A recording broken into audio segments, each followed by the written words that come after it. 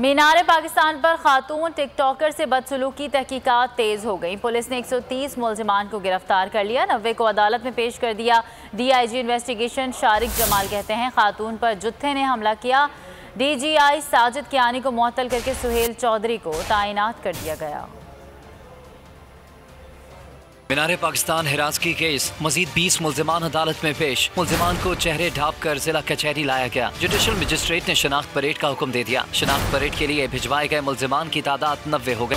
Police ने videos और तस्वीर की मदद से 130 मुलजिमान को गिरफ्तार कर दिया। DIG इन्वेस्टिगेशन शारिक जमाल कहते हैं खातून पर जत्थे ने हमला किया। हमने कोई 130 के करीब लोग गिरफ्तार कर लिए। ये इसकी पूरी एक प्रोसेस है इंटरोगेशन की और सिफ्टिंग की।